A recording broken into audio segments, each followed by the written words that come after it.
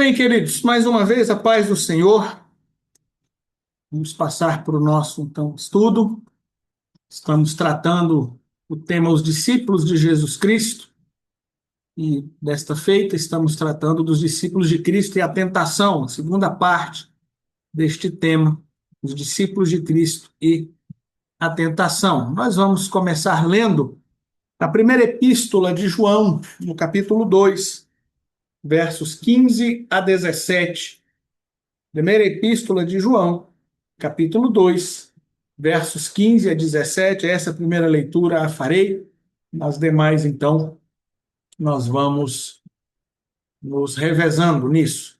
Primeira de João 2, 15 a 17 diz assim: Não ameis o mundo, nem o que no mundo há. Se alguém ama o mundo, o amor do Pai não está nele. Porque tudo o que há no mundo, a concupiscência da carne, a concupiscência dos olhos e a soberba da vida não é do Pai, mas do mundo. E o mundo passa, e a sua concupiscência. Mas aquele que faz a vontade de Deus permanece para sempre. Amém. Recapitulando o que nós vimos e falamos na semana passada, nós começamos com uma introdução, dizendo, falando que há princípios bíblicos para a vida cristã, há compromissos que o cristão estabelece, mas a gente precisa estar ciente de que também nós seremos tentados a violar tais princípios e tais compromissos. A tentação é algo normal, natural, no sentido até literal dessa palavra, na vida cristã.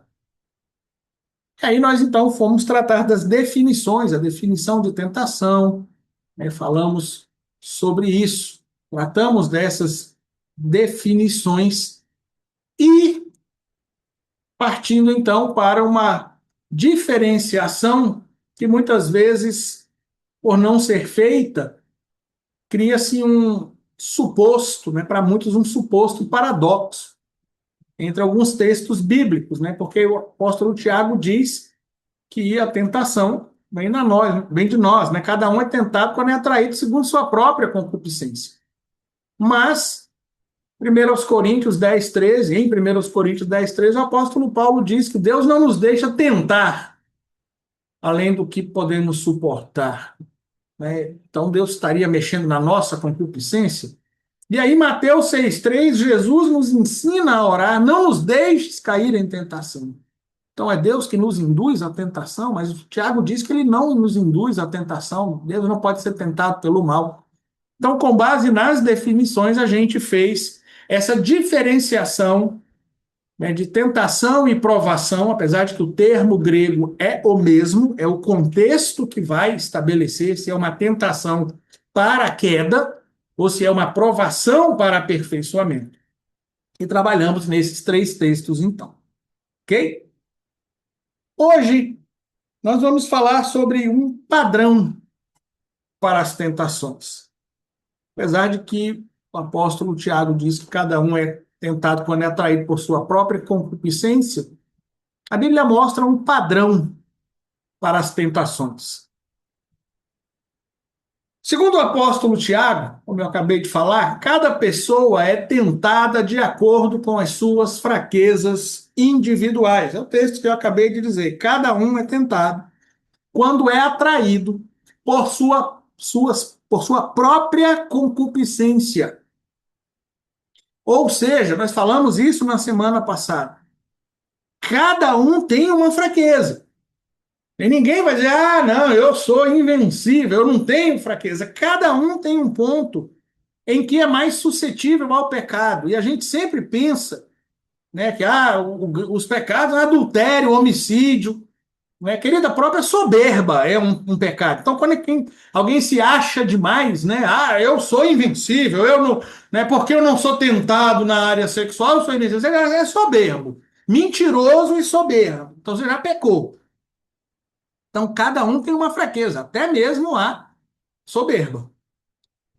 Mas a Bíblia também mostra que as tentações seguem alguns padrões associados a aspectos naturais da vida.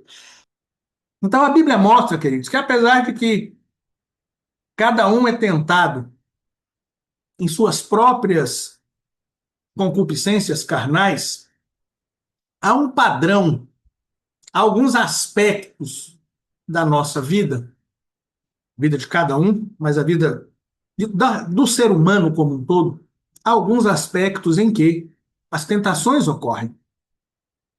E pensando sobre esse tema, eu confesso para os irmãos que eu não consegui achar alguma tentação que não se encaixe em pelo menos um desses três padrões. Ok? Você pode até achar um aí agora, não estou dizendo que não existe, estou dizendo que eu não consegui lembrar. Ok?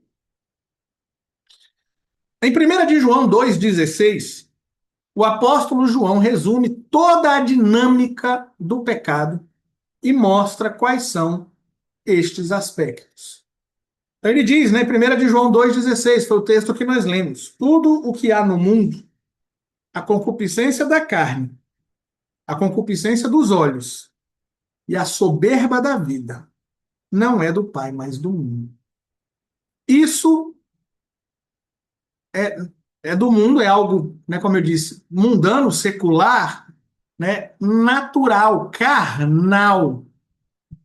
E aí estão os três aspectos que são um padrão para as tentações. Como eu disse, cada um de nós é tentado em sua própria concupiscência, que se encaixa em uma dessas três, ok? Em geral. É importante frisar que João não cria uma nova classificação ou uma teoria abstrata. Ele explicita a antropologia do pecado, né? A martiologia.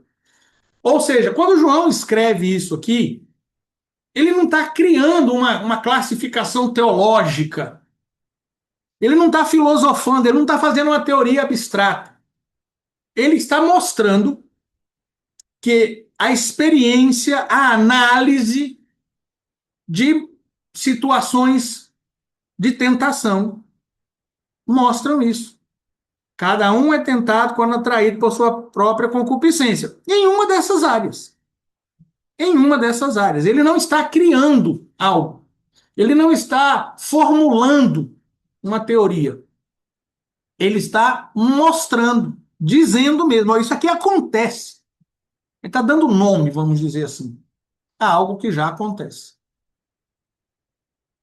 Isto fica claro ao se observar que tal padrão já fica evidente desde as tentações de Eva no Éden, mas também nas tentações de Cristo no deserto. Vamos lá, por favor. Não vamos lá não, porque o texto de Mateus é muito grande. Nós vamos lendo aos poucos, ok? Nós vamos ler aos poucos essas situações, à medida que eu for falando, ok? Mas, como eu disse, João não cria uma teoria. Ele analisa, na verdade ele nem analisa, né? Ele mostra, ele tira e ele só traz um nome, olhando situações que a própria Bíblia traz. Ele olha para a tentação de Eva no Jardim do Éden, ele olha para a tentação de Cristo no deserto, né? Ele não escreveu sobre a tentação de Cristo, é curioso. Quem escreve sobre a tentação de Cristo é Mateus e Lucas, mas João provavelmente já tinha lido os evangelhos, e ele fala disso também, faz essa análise. Segundo o apóstolo João, são as três categorias, né, ou padrão recorrente. Ele traça três, nós vamos, né, então aí, concupiscência da carne, concupiscência dos olhos e soberba da vida. Nós vamos tratar de cada uma delas, inclusive mostrando nesses dois momentos que a Bíblia traz de tentação explícita, ok? Primeiro, concupiscência da carne. O termo grego para concupiscência, né, epitomia, literalmente significa luxúria, desejos, impulsos. A gente sempre fala isso, né? Você já, o que é concupiscência? São as paixões da carne, né? As paixões naturais. Não deixa de ser, né? O termo está certo, mas muitas vezes é muito filosófico, muito romântico, né? São os desejos, os impulsos, naturais, aquilo que o ser humano, como um animal caído, né, com seu aspecto animal e caído, né, degenerado, destituído da glória de Deus, pecador por natureza, ele tem certos, eu não quero usar, vou colocar como instintos, mas não quero, não são instintos, porque instintos, quando você usa que o instinto do pecado fica parecendo, a pessoa não tem responsabilidade. Um animal reage a um instinto, ele não tem responsabilidade, ele agiu por algo puramente mecânico. Nós não, nós temos impulsos, a gente tem como controlar, ok? Então, concupiscência quer dizer luxúria, luxúria, desejo, o impulso natural, ok? Então, a expressão concupiscência da carne pode ser lida como luxúria da carne, os impulsos da carne, se referindo aos desejos físicos, cuja origem e fundamento estão em nossa natureza animal inferior. O fato é que todos nós somos animais. O ser humano faz parte do reino animal. Nós não somos pedra, alguns têm coração de pedra, né, mas não fazem parte do reino mineral. Né? Nós não somos vegetais, nós somos animais. Nós temos alguns impulsos naturais, conforme o ciclo da vida, nasce, cresce, reproduz-se e morre, e conforme a natureza do pecado, que busca algumas coisas. Então, a expressão concupiscência da carne se refere a esses impulsos, desejos físicos, próprios da natureza animal inferior. Ou seja, querido, a expressão não se restringe ao sentido comumente usado de paixão libidinal. Eu já vi muitas vezes em estudos, em aula de escola dominical, sobre este texto de João, concupiscência da carne, são os desejos sexuais. Não só. Desejos sexuais, né, o impulso sexual, o impulso, né, da adultério, fornicação, impureza, lascívia, né, de Gálatas 5:19, esse impulso ele faz parte, mas ele não é o único. Né? Ele abrange, seguindo no PowerPoint, ele abrange o sentido geral dos impulsos ou desejos incontroláveis relacionados às necessidades e propensões animais. O apetite, por exemplo, né, a glutonaria, da qual o apóstolo Paulo fala em Gálatas 5:21. A glutonaria, ele é uma concupiscência da carne. A pessoa que cede, né, tá comendo ali, como o povo diz, já não come para viver, já vive para comer, né, já cedeu, é uma concupiscência da carne. E muitas vezes, né, alguns discípulos de Cristo, alguns cristãos pensam que não, eu não tenho, a concupiscência da carne para mim já foi vencida, eu não tenho esse desenfreio sexual, né? Mas tem um desenfreio alimentar, tem um problema, compulsão alimentar, a ira, né, é explosivo, né? A ira faz parte da nossa natureza carnal, né? Faz parte, né, do ser humano como animal, como pessoa, ele se ira. A Bíblia diz irai-vos, mas não pequeis. Né? E ainda a Bíblia ainda diz, dai lugar à ira. Né? Então, dai lugar à ira, mas não peque. Então, a ira faz parte da concupiscência da carne, né? Mas você pode controlá-la. Preguiça, né? O comodismo, né? Ou a busca pelo conforto, também, né? É natural do ser humano, né, querer descansar. O que não é natural é ele ser dominado por esse desejo de descansar e ele não quer fazer mais nada. A vida toda. Não estou falando de um momento, um momento de férias, um fim de semana. Não, esse desejo. Então, esse desejo incontrolável de passar a vida, né, na rede, vamos dizer assim. Queridos, há muitos outros. E isso é importante. Por quê? Importante tratar disso, porque, como eu disse, é muito comum que os cristãos reduzam concupiscência da carne a pecado sexual. Há muitos outros, né? A ira, bebedice, glutonaria, preguiça, é tudo aquilo que você naturalmente faria, mas que você deixa te dominar, se torna a concupiscência da carne, ok? E aí a coisa começa a pegar mais gente, né, que acha que não peca, ok? Pode ser reescrita como o prazer físico ou a necessidade corpórea acima da vontade de Deus.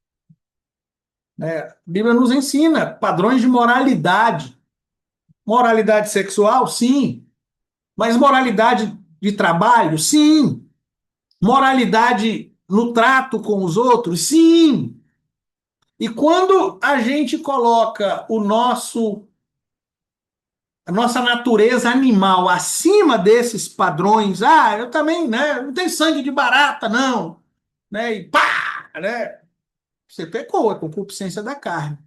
Ou o prazer físico, né, que aí sim entra a questão dos pecados sexuais, né, entra aqui no prazer físico, mas as outras também estão abordadas aí. Qualquer coisa que esteja relacionada à sua natureza animal e que viola os princípios, os mandamentos do Senhor e os seus compromissos para com Ele, se torna concupiscência da carne. Ok? No caso de Eva, esta tentação, Eva foi tentada na concupiscência da carne. Aparece na frase boa para se comer. Vamos lá em Gênesis 3:6, por favor.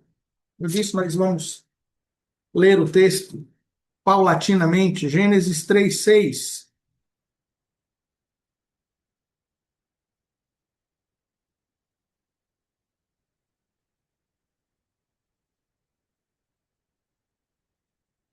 E agradável aos olhos, e árvore desejável para dar entendimento. Tomou do seu fruto e comeu, e deu também a seu marido, e ele comeu com ela. Na minha aqui, pelo menos cortou o iníciozinho, né? E viu a mulher que aquela árvore era boa para se comer. Né? Então, ela viu, viu. Aí, o sentido de ver aí não é como a gente fala, né? Você viu o que eu te falei? Né? Viu o que eu te falei, você entendeu, você confirmou, você constatou. Aqui não. Aqui é ver mesmo. É botar o olho no fruto. Botou o olho e falou que fruto bonito se tornou apetitoso pelo olhar, né? Então trouxe o apelo ao desejo físico e sensorial. A, eu não sei que fruto era, né? Já falei, a Bíblia não trata disso, mas era um fruto bonito. Ou pelo menos foi bonito para Eva, né? Vai que era uma jaca, né? Não acho bonito, mas para Eva foi.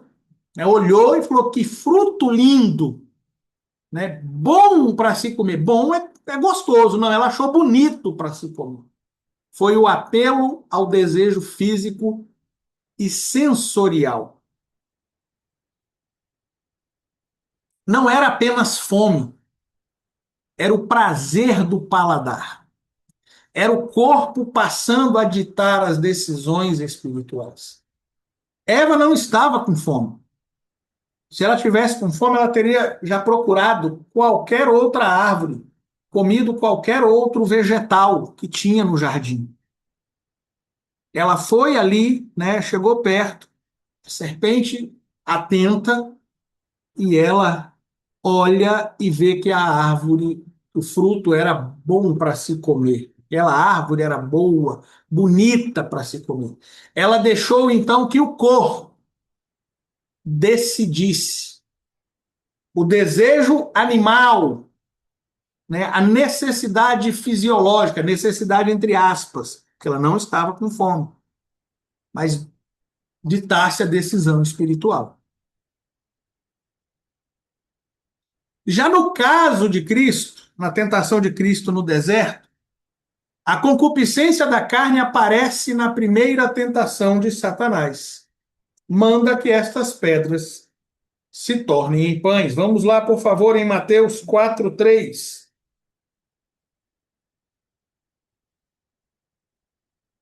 E chegando-se a ele, o tentador disse: Se tu és o filho de Deus, manda que estas pedras se tornem em pães. Manda que essas pedras se tornem em pães. Por quê? Porque a última frase do verso anterior diz: depois teve fome. Então, Cristo estava com uma necessidade legítima. Cristo era ser humano, ele teve fome. E aí o diabo, então, tenta com isso, com a sua necessidade animal, física. Manda que as pedras se tornem em pão. Apesar de que o ato de se prover de alimento era totalmente legítimo, claro, né, não é a vontade de Deus que a gente morra de fome. Falamos disso até quando tratamos de jejum. Jejum não é greve de fome. Eu vou fazer chantagem com Deus.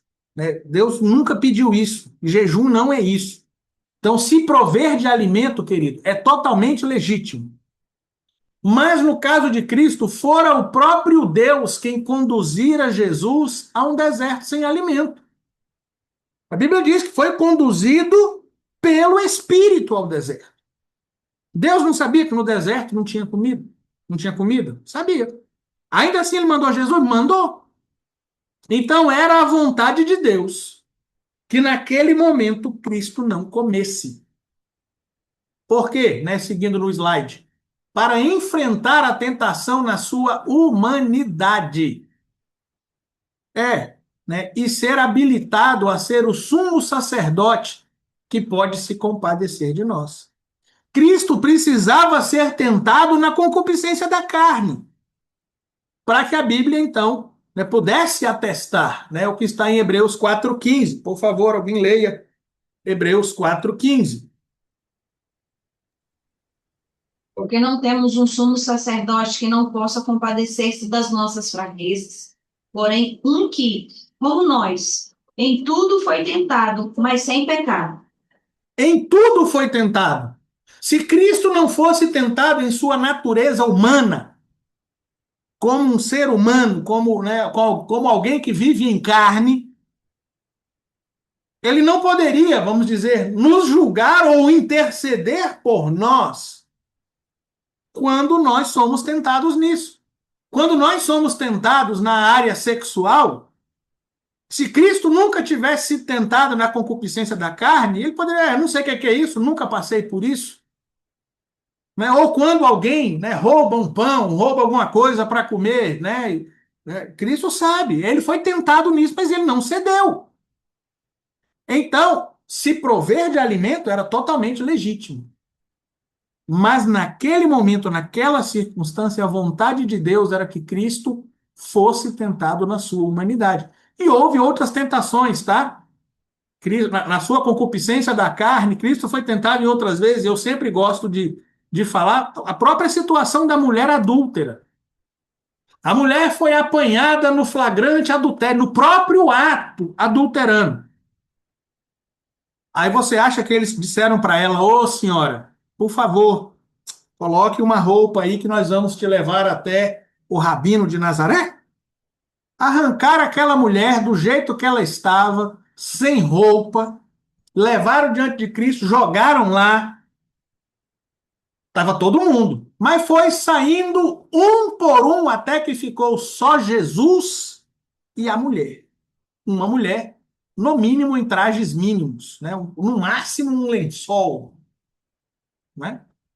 E Cristo foi tentado na sua natureza, mas ele não cedeu à tentação.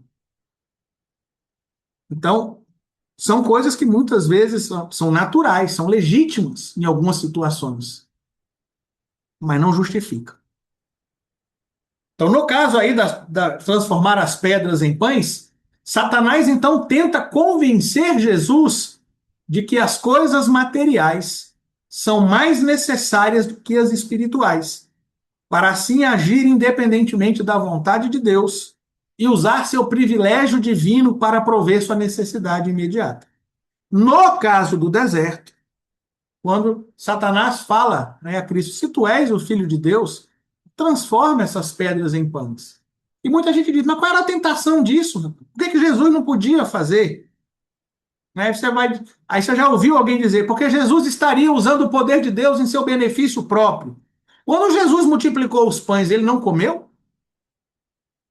Quando Jesus multiplicou, transformou a água em vinho, ele não bebeu? Então a questão não é rasamente usar o poder de Deus em seu benefício próprio. A questão era usar o poder divino em seu benefício próprio, desobedecendo ou ignorando a vontade e a direção de Deus. Esse era o problema. Satanás não vai perguntar a mim e a você, se tu és filho de Deus, transforma essa permissão. Você não tem esse poder. Jesus tinha. Então ele diz: se você não tem o poder de Deus, transforma estas pedras em pães e come. Não fique aí passando fome, porque Deus mandou você puder dizer. Come. Viole a direção, viole o mandamento do Senhor, teu Deus, teu Pai. Transforme as pedras em pão. É a concupiscência da carne. Tentou Jesus na fome. Ok? E na sua resposta ao tentador, Jesus frisou que mais importante do que o pão material é o pão espiritual, a palavra de Deus, à qual se deve obedecer, vivendo em dependência do Pai. Nós estamos usando o texto de Mateus, mas para este texto específico eu quero ir no texto de Lucas. Lucas 4:4.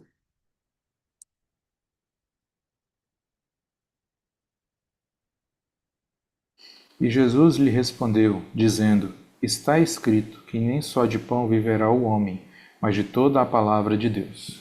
Então Jesus falou, você conhece essa resposta? Jesus fala, olha, mais importante do que o pão material, né, é fazer a vontade do Pai, é viver da palavra de Deus, é obedecer a palavra de Deus.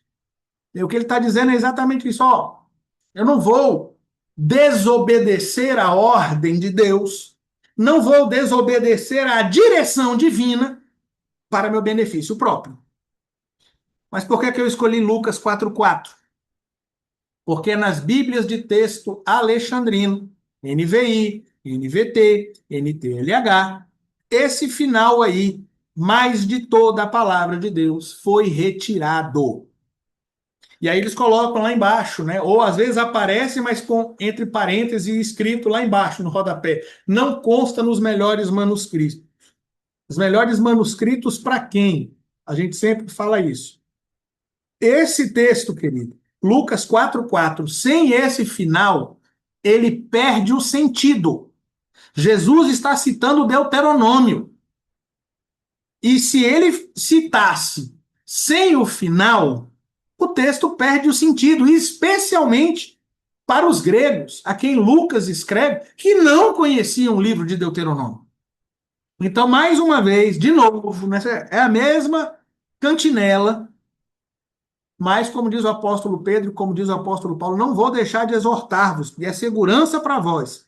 Não use NVI, NVT, NTLH, ARA, né? E infelizmente a ARC também já começa a ser deturpada. Na nossa igreja nós temos a ACF como padrão, não ganho nada da SBTB, tá? É por estudo do texto. Então, se você use a CF. E esse texto de Lucas 4:4 é uma prova disso. Ao retirar isso aqui, essa última frase, o texto tira totalmente o sentido. Jesus está dizendo que acima da nossa vontade, acima das nossas necessidades chamadas fisiológicas, materiais, de subsistência, naturais, seja quais forem, acima delas está a palavra de Deus, obediência à palavra, aos mandamentos, aos princípios bíblicos. Amém? Ainda hoje, o diabo usa a mesma artimanha. É um padrão, querido. Cada um tem a sua concupiscência. Cada um tem a sua necessidade humana, carnal, material, fisiológica, que é um ponto fraco. O diabo usa a mesma artimanha. Quando convence os homens a buscarem o prazer sem limites, né? A sexualidade, a glutonaria, a bebedice, né? Querido, o desejo sexual, o impulso sexual, ele é algo natural, faz parte, como eu disse, do ciclo da vida, nasce, cresce, reproduz e morre. Quem colocou em nós o desejo, o impulso sexual foi o próprio Deus, certo? Só que ele estabelece padrões. E ele ainda nos deu o privilégio de que a relação sexual seja algo prazeroso. Porque podia ser algo mecânico, né? Só algo. Eu acho que o termo é mecânico, vazio, fez e acabou, ritualístico quase, né? E pronto. Mas Deus nos deu o privilégio de termos o prazer sexual. Mas isso não quer dizer que a busca desse prazer esteja acima da obediência à palavra de Deus. Então, o desejo sexual, ele é natural. Ser dominado por ele é cair em tentação. Certo? A mesma coisa a glutonaria. Comer, você precisa comer. Viver para comer é outra conversa. Né? E outros. Né? Então, o diabo ainda convence os homens a buscarem o prazer sem limites, ou a proverem para o corpo acima da vontade de Deus. Isto é, de que ter abundância, fartura ou prosperidade material é melhor do que desfrutar da comunhão com Deus. Tira os homens, afasta os homens de Deus quando eles vão buscar, né, supostamente, condições de vida, conforto na vida. É errado buscar o conforto na vida? Não, a Bíblia ensina mesmo, a gente trabalhar, né, vai ter com a formiga o preguiçoso, que no verão ela trabalha, né? A Bíblia nos ensina isso. Né? Passei pela vinha do preguiçoso, está destruída. Não é, a Bíblia não nos ensina a preguiça. Buscar uma condição de vida aceitável, confortável, faz parte, é natural, é bíblico. Agora, viver para isso, fazer disso o objetivo da vida, deixar de ter uma comunhão com Deus, com a família, por causa disso, não, isso aí não. Isso aí é concupiscência da carne. Ou se meter em negócios escusos para ganhar dinheiro e ter uma condição melhor de vida, isso é concupiscência da carne. Certo? Somos constantemente tentados aos desejos carnais, à autossuficiência e ou a satisfazer necessidades legítimas por vias ilegítimas. Tudo isso aí é concupiscência da carne. Quando você é dominado pelo desejo carnal, o apóstolo Paulo, falando aos Tessalonicenses, ele diz isso, né, que cada um tenha o seu vaso em santificação. Vamos lá, não está escrito aí, mas primeiro aos Tessalonicenses, não, segundo aos Tessalonicenses, não, deixa eu achar aqui. Primeiro aos Tessalonicenses 4, 3 e 4. 3 a 5, por favor, alguém leia. Primeiro aos Tessalonicenses 4, 3 a 5.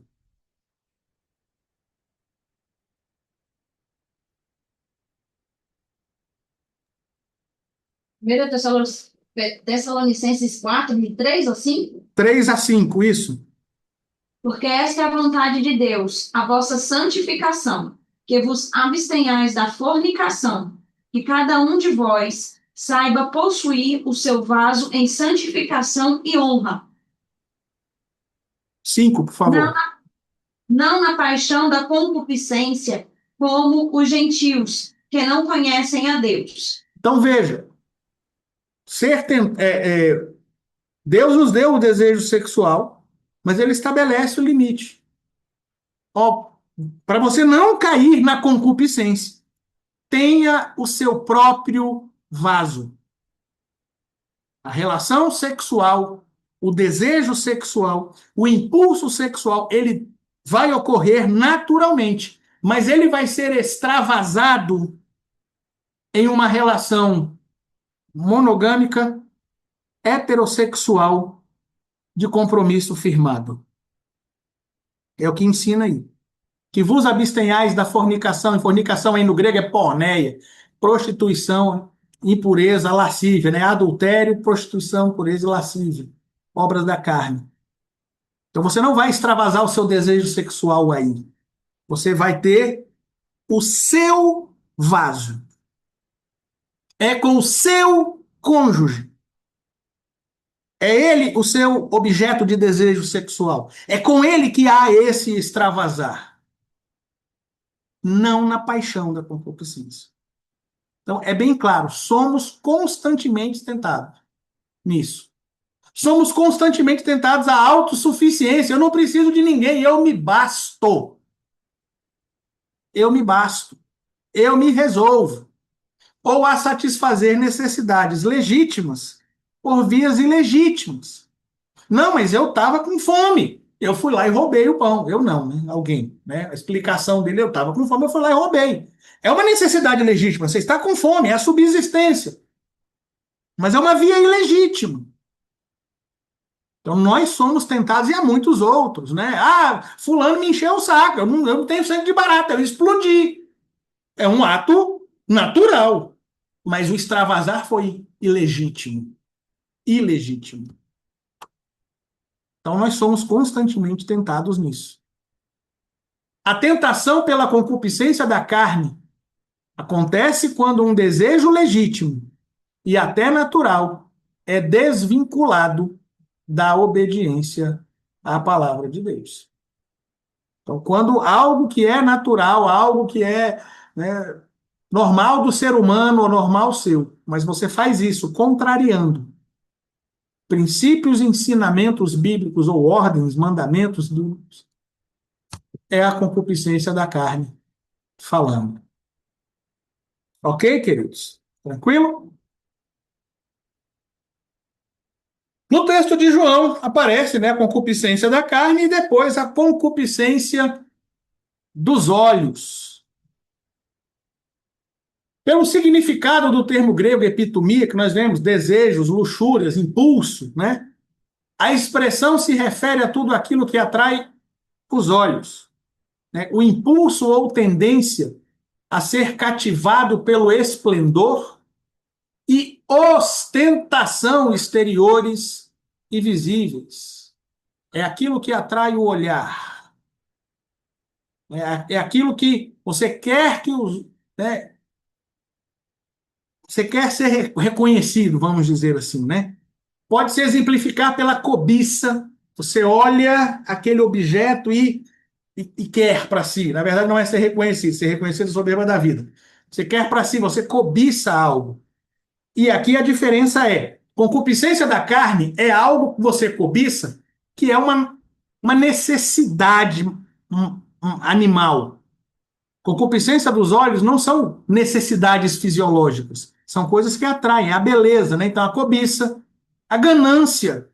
Ganância é o desejo de ter dinheiro, de ter bem, coisas preciosas. E o desejo pelas coisas despertado ao vê-las, incluindo roupas caras, joias, móveis suntuosos, palácios esplêndidos, jardim, prazer e etc.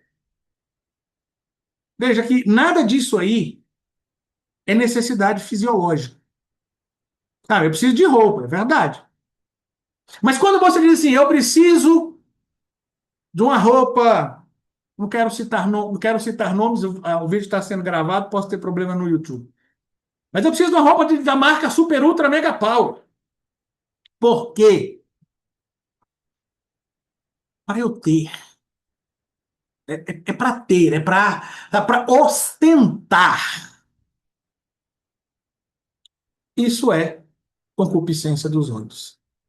Queridos, e aqui, né, isso aqui, não quero julgar ninguém não, mas isso é muito comum hoje. A gente vive numa sociedade que quer ostentar, que quer mostrar para os outros. Né? Tem uma frase que diz: ostentação é você comprar uma coisa de que você não precisa, com dinheiro que você não tem. para mostrar para pessoas que não gostam de você alguém que você não é. É só isso? Então, não. Né? Isso aqui é um exemplo exagerado. Mas o fato é que nós vivemos numa sociedade em que as pessoas querem se mostrar para os outros. Olha como eu tenho isso aqui. Olha como eu sou rico, chique, lindo, maravilhoso. Eu tenho isso. E para isso, as pessoas fazem de tudo. As pessoas literalmente vendem a alma para terem essa ostentação. Ser, né, esplendoroso, pavão, né? Não quer dizer, obviamente, que os olhos nunca devam ser gratificados, né? Ah, que você só vai olhar para as coisas feias dessa vida. Não. Não quer dizer que seja pecaminoso se deleitar e desejar coisas belas. Também não é isso, né? Pois Deus criou um mundo bom e belo que deve ser admirado. Né? Deus criou o mundo bom e belo, e a Bíblia diz que viu Deus que era muito bom, tudo muito bom. Né? E o interessante é que no sexto dia, o somatório de 6 coisas boas geraram uma coisa muito boa. E viu Deus que a luz era boa. E tudo que Deus, né, fez isso e viu que era bom. Mas no sexto dia, viu Deus que tudo era muito bom. Então Deus fez o mundo belo para que a gente possa vê-lo. Né? Salmo 19, 1 a 6, os céus declaram a glória de Deus, o firmamento anuncia as obras de suas mãos. Né? Então os céus declaram a glória de Deus, é para a gente olhar e ver como Deus é grande. Na beleza do nascer do sol, na beleza do pôr do sol, na beleza das estrelas, na beleza do universo, você vê a glória de Deus. Então é para você ver. Então não é pecado admirar coisas bonitas. Eclesiastes 3:11, para não ficar só eu falando. Eclesiastes 3:11, por favor. A parte A apenas.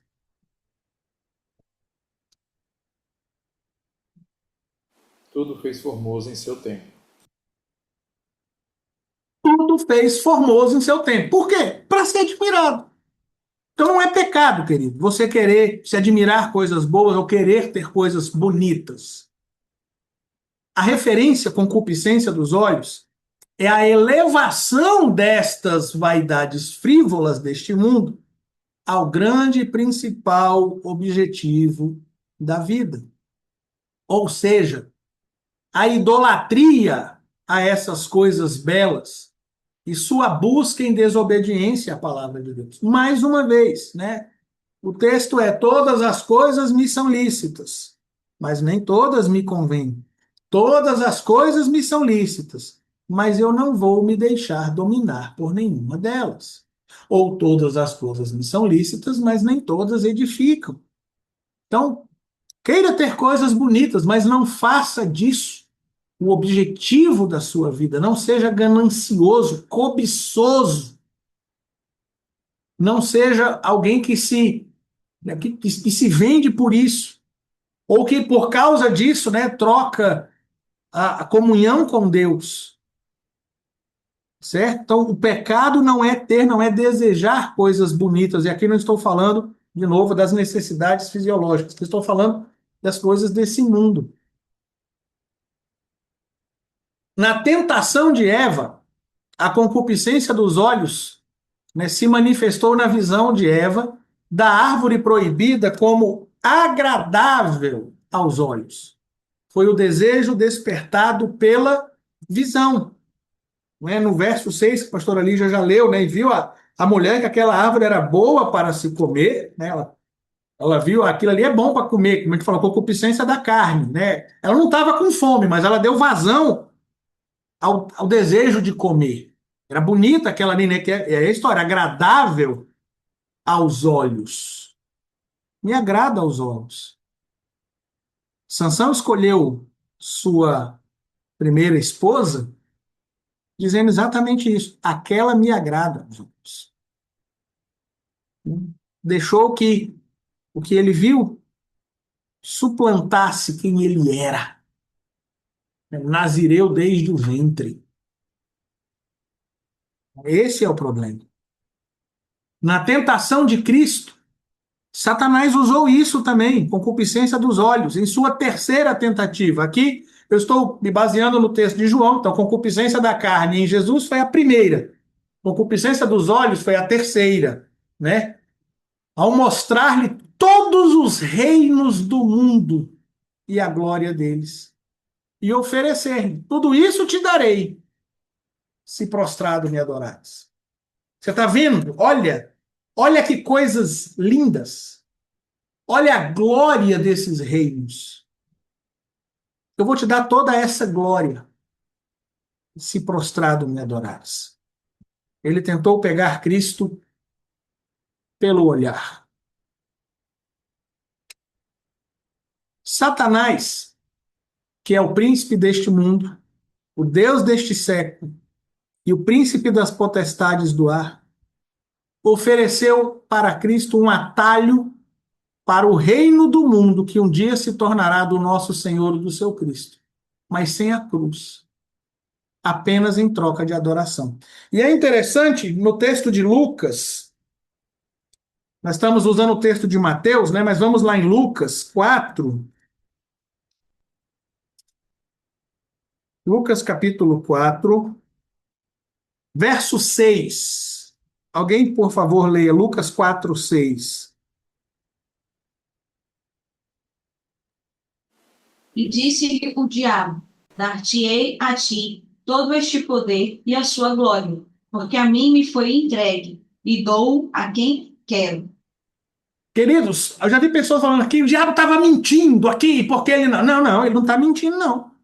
Ele falou que a Cristo é a verdade. Tudo isso te darei, se prostrado, porque isso me foi dado.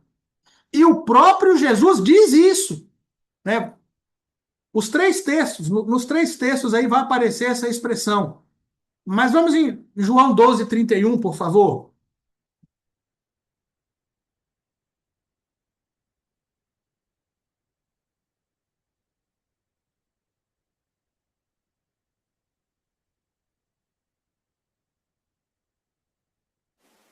Agora é o juízo deste mundo. Agora será expulso o príncipe deste mundo. Agora é o juízo deste mundo, agora será expulso o príncipe deste mundo. Jesus chama o diabo de o príncipe desse mundo. Então as glórias deste mundo ainda eram, né, são ainda do diabo. A Bíblia o chama de o Deus deste século. O apóstolo Paulo diz isso, né? Ele é o Deus deste século. E século aqui não é o período de 100 anos. Século aqui se refere à conjuntura humana. O diabo é o Deus deste século. O príncipe das potestades do ar. O próprio apóstolo Paulo escreve. Então, o diabo, quando ele oferece a Cristo, a mim me foi dado e eu dou a quem quero, ele estava falando a verdade. Ele oferece a Cristo um atalho. O diabo sabe que um dia, e o livro do Apocalipse mostra isso, ele sabe que um dia ele vai cumprir sua sentença. Condenado ele já está, mas a sentença vai ser executada.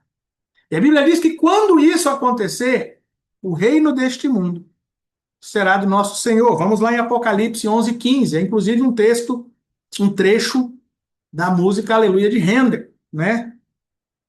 Apocalipse 11, 15.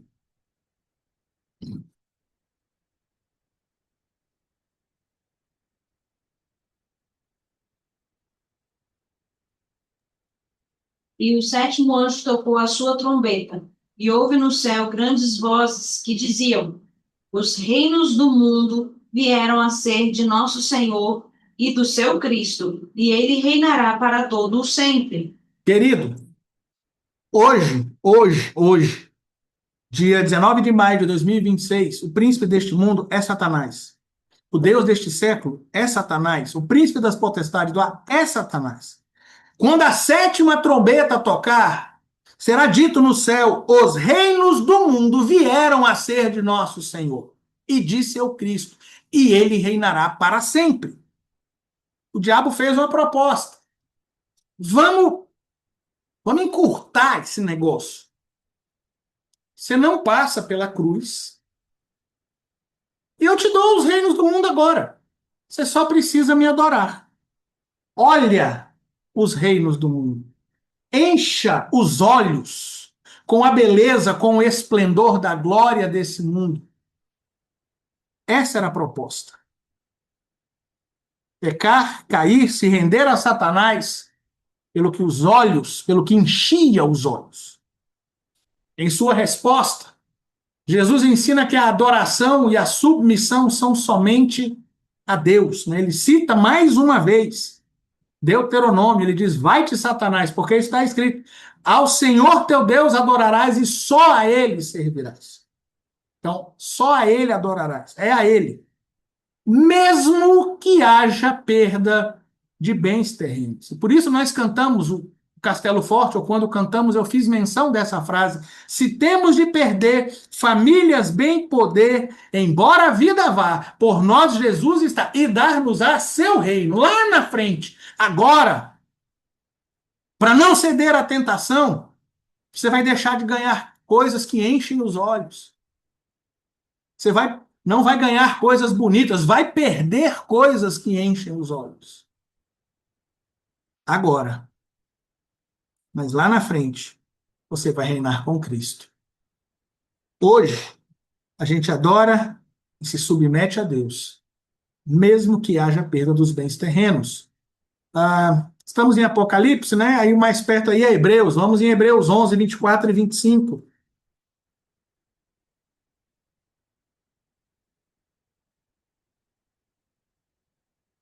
Pela fé, Moisés, sendo já grande, recusou ser chamado filho da filha de Faraó, escolhendo antes ser maltratado com o povo de Deus do que por um pouco de tempo ter o gozo do pecado. Ele perdeu. Moisés perdeu. Né? Não houve esse momento, tá? Mas imagina Moisés, né? Olhando o Egito quase como Nabucodonosor, né? Isso aqui tudo vai ser meu. Não houve isso, a Bíblia não relata isso, mas Moisés foi criado como filho da filha de Faraó. E ele olhava aquilo, né? Imagina ele olhando aquilo. Aquilo era a grande potência do mundo, e foi uma grande potência do mundo até durante muitos séculos. E seria, né? Dele, provavelmente não. Mas ele teria grande valor na corte. Moisés não seria faraó, provavelmente, ok? Eu penso que ele seria o... Não, Moisés não seria. Ele era filho da filha de faraó, ele era neto de faraó. O filho de faraó assumiria o reino, e o filho do filho de faraó, não o filho da filha. Ok? Mas tudo bem, não é o caso. Mas ele seria alguém importante. E ele recusou o que enchia os olhos, a glória do mundo, para ser maltratado com o povo de Deus. Satanás tenta encher os olhos para nos levar ao pecado. O olhar cobiçoso de Acã, o despojo anátema. O olhar lascivo de Davi para Batseba quando ela se banhava, enquanto ela se banhava. E o adultério que começa pelo olhar mostram isso. Eu quero ler os 3 textos. Você conhece a história, tenho certeza disso, mas eu quero ler os 3 textos: Josué 7, 21, 2 Samuel 11, 2 e Mateus 5, 28.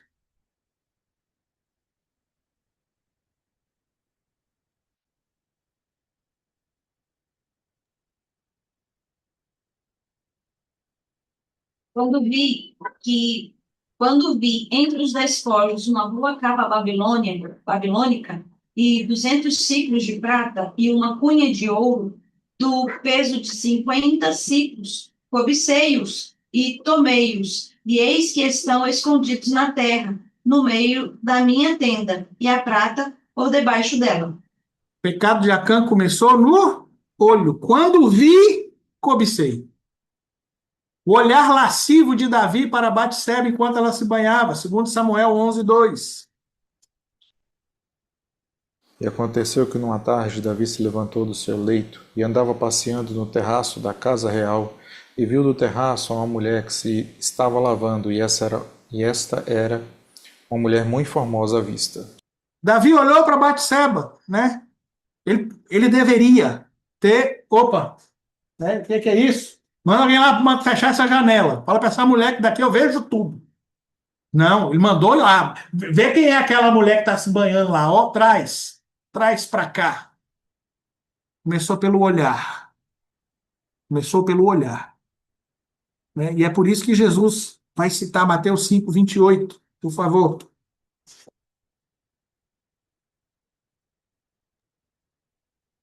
Eu, porém, vos digo que qualquer que atentar numa mulher para a cobiçar, já em seu coração cometeu adultério com ela. É por isso. Meu pai costumava dizer, né? Ah, mas se eu não dormi com a mulher, não dormiu porque não teve a chance. No seu coração, você maquinou, você imaginou, você desejou. Você pensou, né? Olha que mulher, pronto. Se ela te der a chance, você vai dormir com ela. Por isso que você já adulterou com o olhar, o olhar. Né? Pecado muitas vezes começa pelo olhar. Pastor Diego falou isso esses dias, né, aqui na igreja, e eu até já tinha escutado isso, né? Você está andando na rua, você, né, olha natural, né? O corpo vai olhando, o cérebro vai procurando. Uma mulher bonita, seu olho, né? Você tirou o olhar. Se você voltar a olhar, você já está olhando por cobiça. Opa, o que é aquilo? Né? Quem é aquilo? Deixa eu olhar para aquilo. Deixa eu encher meus olhos com aquilo. Concupiscência dos olhos. O olhar alimenta o desejo, de forma que o que Deus proibiu se torna atraente. Há uma frase que diz, né? Beleza não põe mesa, mas o povo já complementou, mas abre o apetite. A beleza abre o apetite. A concupiscência dos olhos é isso. É abrir o apetite ao pecado pelo que você está vendo. Então, aquilo que Deus diz, isso é errado. Isso não deve. Os compromissos que você assumiu com Deus, e aqui no caso, muitas vezes, com seu cônjuge, ser fiel é a morte. Né? Eu já li um texto uma vez de um pastor, ele falando o que realmente os votos do casamento querem dizer. É um texto muito bonito, muito interessante. Né? E ele fala, não dá para a gente fazer isso. Né? Mas quando você diz para o seu cônjuge, né, prometo amar-te, honrar-te, ser-te fiel. Na riqueza, na pobreza, na saúde, na doença, até que a morte nos separe. Você está dizendo o seguinte, olha, eu sei que você não é a pessoa mais bonita do mundo. Provavelmente eu vou, né, ver pessoas mais bonitas que você, mas é você que vai ser o desejo dos meus olhos. Eu vou te honrar. O meu olho vai te honrar desejando você e não outro, não outra, não, né? E aí ele fala muitas outras coisas nesse sentido. O nosso compromisso inclui isso, né? Quando a gente vai ficando velho, né, e a gravidade vai agindo nos nossos corpos, é claro, né, que a beleza da juventude se foi. Já não enche mais os olhos muitas vezes. Mas nem sempre o que enche os olhos, na verdade, quase nunca o que enche os olhos está conforme a vontade de Deus. A gente não pode deixar que o que enche os nossos olhos nos leve a violar os princípios de Deus, os princípios bíblicos para a vida cristã, os compromissos que nós assumimos por aquilo que se tornou atraente. Concupiscência dos olhos. Ok? O olhar precede a ação. Quase sempre o pecado entra pelos olhos antes de ser realizado pelo corpo. Só olha, deseja. A própria concupiscência da carne, ela tem um pouco de concupiscência dos olhos. O olho atrai e desperta o sentimento carnal. Né?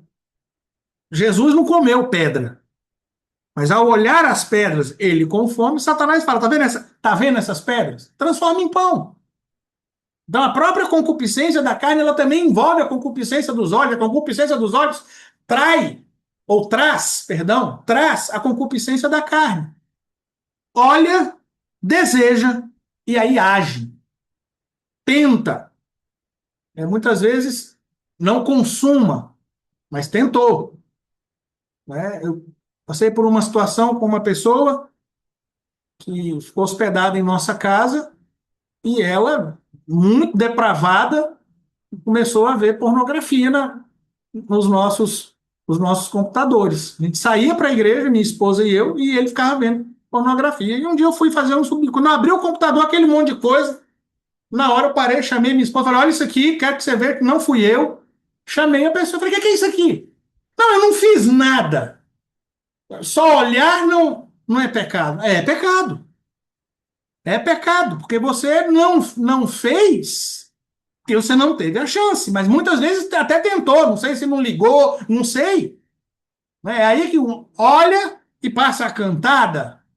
É aí. Né? Então, o pecado quase sempre entra pelos olhos. E depois ele toma o formato, seja por palavra, seja por ação, seja até por omissão. Né? Então, o olhar precede a ação. Cuidado, o olhinho no que vê. Mas a palavra de Deus faz uma importante exortação. Vamos lá em Mateus 16, 26.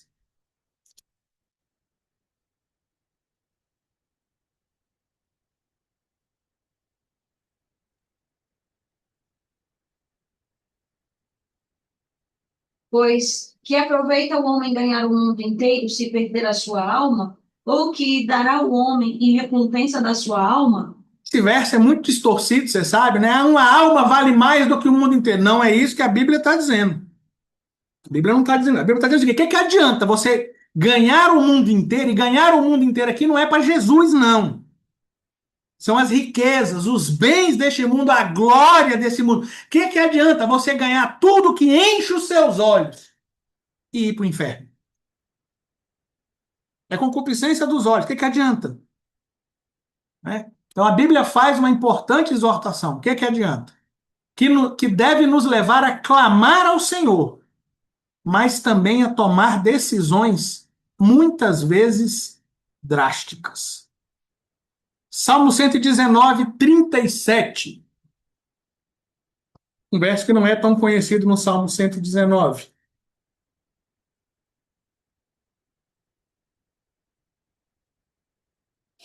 Desvia os meus olhos de contemplarem a vaidade e vivifica-me no teu caminho. O salmista clama ao Senhor: Senhor, desvia os meus olhos de contemplarem a vaidade.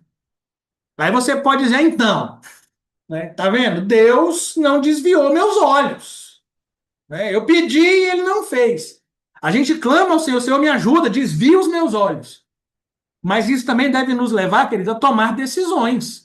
No Salmo 101, 3, a parte A é muito conhecida, a gente cita muito aqui, né? Salmo 101, 3, a parte A, por favor. Não porei coisa má diante dos meus olhos. Aqui ele já não está clamando ao Senhor, aqui ele está decidindo, não porei coisas más. Coisas más. Que coisas más? Qualquer coisa que vá me encher os olhos, qualquer concupiscência dos olhos, eu não vou botar diante dos meus olhos. Não vou. A decisão minha. Senhor, me ajuda, mas eu não vou também. Eu decidi. E algumas vezes, decisões drásticas. Eu quero ler esse texto e fazer um comentário sobre ele. Já até fiz na igreja uma vez. Mateus 5, 29.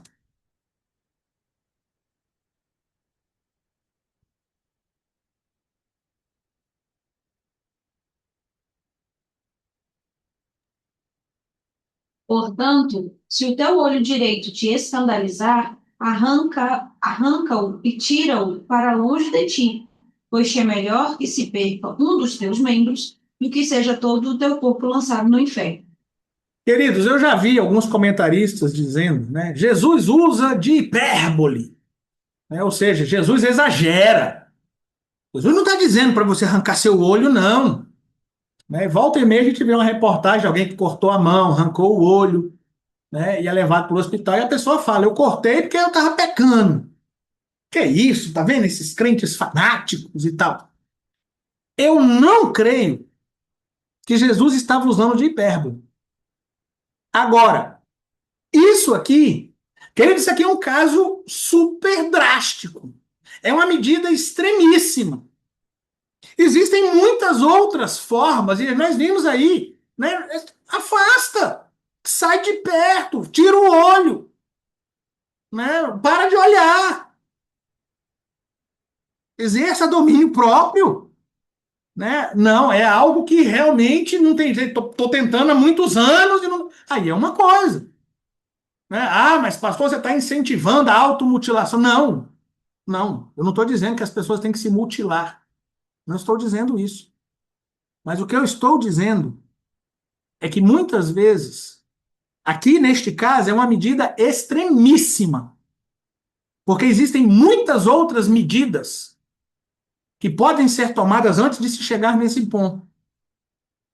Muitas outras medidas. Algumas vezes são drásticas, né? Já viu aquele filme A Prova de Fogo, né? Que o rapaz é viciado em pornografia e ele foi lá e arrancou o olho. Não! Ele foi lá e quebrou o computador na base da pancada. Uma medida drástica, mas entre um olho e um computador, né? Então, como eu estou dizendo, existem muitas outras medidas. Né? Isso aqui né? Realmente é algo para não se fazer nunca, porque existem muitas outras medidas. A questão é que muitas vezes nós não estamos dispostos a tomar as medidas menos drásticas. E não é falta de força, não, querido, é falta de disposição. Falta de. A gente cria uma desculpa, né? Pegando aí o do filme. Né? Eu vou quebrar um computador? Um computador? Quanto custa um computador? 3.000? R$ 3.500? Eu vou quebrar computador? E se você for para o inferno? Valeu a pena poupar esses R$ 3.000? Né? Então, a gente às vezes tem que tomar medidas drásticas para não colocar coisas más diante dos nossos olhos. A nossa vida, a nossa salvação, vida que eu quero dizer salvação, a vida eterna, vale muito mais.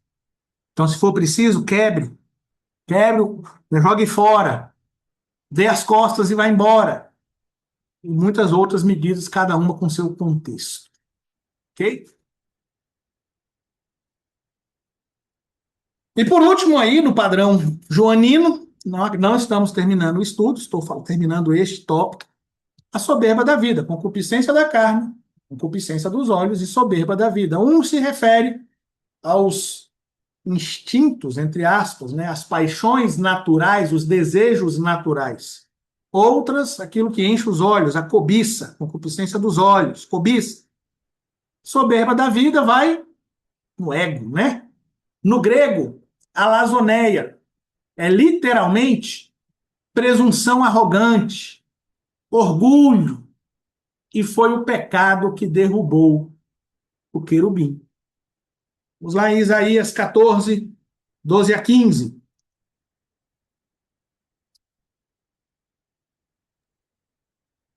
Como caíste desde o céu, ó portador de luz, filho da alva, como foste cortado por terra, tu que debilitavas as nações, e tu dizias no teu coração: eu subirei ao céu, acima das estrelas de Deus exaltarei o meu trono, e no monte da congregação me assentarei aos lados do norte. Subirei sobre as alturas das nuvens e serei semelhante ao Altíssimo.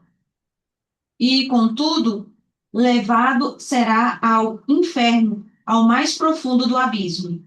Falando aqui do querubim, né, que ele diz, vou colocar meu trono acima, eu subirei acima de Deus, eu sou, olha só como eu sou lindo, maravilhoso, contudo serás levado ao inferno.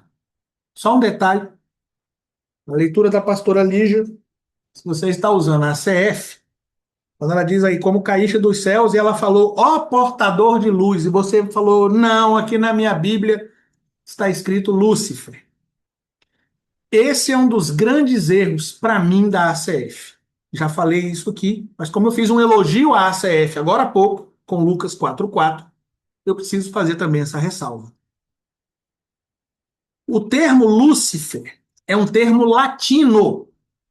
Ele foi formulado por Jerônimo na Vulgata Latina. O texto hebraico original, ele traz portador de luz, ou filho de luz, ou estrela da manhã, astro de luz, né? Dá todos esses significados na expressão hebraica aí. Ocorre que a Bíblia diz que a estrela da alva é Cristo. Então, a Sociedade Bíblica Trinitariana, ela entendeu que ficaria algo meio complicado, né? Ele chamar, né, estrela da alva, estrela da manhã, estrela de luz, astro de luz, Satanás. Ficaria, né, poderia causar uma confusão no leitor. Então ela optou por colocar o termo latino Lúcifer. Eu não gosto. Acho isso um grande erro. Primeiro, porque as pessoas começaram a entender que Lúcifer é um nome do querubim. E, na verdade, não é.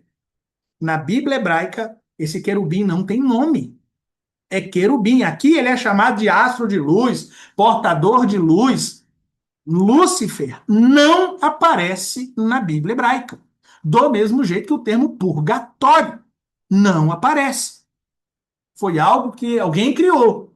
Então, para mim, ao introduzir esse nome aqui, a ACF comete um grande erro.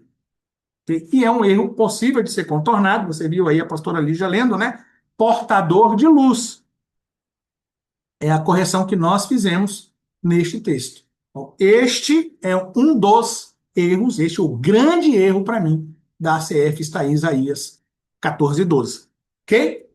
Mas seguindo, né, esse foi o pecado que derrubou o querubim. Na tentação de Eva, a soberba da vida também se apresentou. Sim, o diabo, como eu falei, ele traz um padrão. João está olhando o padrão nas duas tentações, nas duas grandes tentações que a Bíblia cita.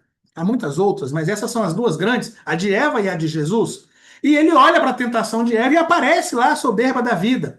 E a soberba da vida venceu lá em Eva, quando Eva cedeu à afirmação: sereis como Deus.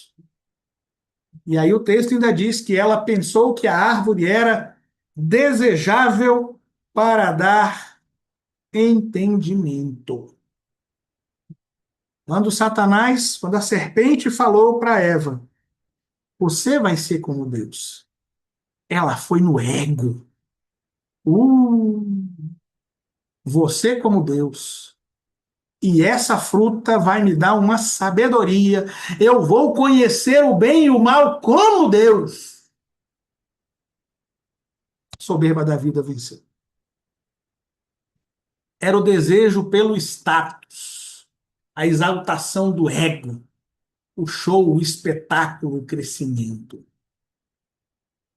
Na tentação de Cristo, Satanás tentou Jesus a fazer um espetáculo exibicionista que o apresentasse como Messias, ao dizer: lança-te daqui abaixo, né? Citando Salmo 91, 11 e 12. Aos seus anjos dará ordem a teu respeito, para te guardarem em todos os teus caminhos. Eles te sustentarão nas suas mãos, para que não tropeces com o teu pé em pedra. Salmo 91, 11 e 12. E o diabo usa isso. Mas o que o diabo estava querendo de Jesus não era que Jesus mostrasse: olha, eu sou filho de Deus, eu pulei, né? Era um espetáculo. Eles estavam no pináculo do templo de Jerusalém. O alto monte foi para mostrar as glórias da terra. Para fazer o espetáculo, foi no pináculo de Jerusalém. Não foi no precipício de Nazaré, de onde tentaram jogar Jesus, não. Porque se Jesus pula do pináculo e anjos vêm voando e pegam Cristo e o levam, ele ia ser ovacionado pela multidão. O Messias, o Messias, os anjos o obedecem, e agora o Império Romano vai cair. Ele ia ser ovacionado pelo motivo errado, no tempo errado, da forma errada e até pelas pessoas erradas. Então, Satanás tentou Cristo. Faça espetáculo. Seja reconhecido. Jesus, porém, rejeitou esta tentação, ensinando que a glória deve ser dada somente a Deus, e o homem deve se submeter a ele, e não tentar usá-lo, Deus, para a sua glória própria. Quando Jesus diz, também está escrito, não tentarás o Senhor teu Deus, ele está dizendo, olha, eu não vou usar Deus para me promover. Como isso tem ocorrido hoje, né? Como os dons espirituais têm sido desejados e usados para a promoção pessoal. Eu sou profeta, né? Me adorem, me ovacionem. Eu tenho revelações de Deus, me aplaudam. Então, é por isso que Jesus fala, não tentarás o Senhor teu Deus. Não é para usar o Senhor para minha promoção, não é nem meu benefício, é minha promoção. É a diferença lá da concupiscência da carne. Usa o teu status de filho de Deus para suprir as suas necessidades, sair da vontade de Deus. Aqui não. Use o teu status de filho de Deus para usar Deus para a sua glória própria. Certo? O diabo sabe que os seres humanos são fascinados pelo desejo de serem celebrados. Quem não, querido? Vamos ser sinceros. Não vou dizer que ninguém não, porque generalizar realmente é complicado. Mas a maioria dos seres humanos, eles querem ser reconhecidos. Eles querem sim ser reconhecidos, querem ser aplaudidos. De alguma forma, em alguma situação. Né? Talvez não no ministério, mas talvez em casa. Talvez no trabalho. Né? Ele quer ser reconhecido. Ele quer receber, sim, aplausos.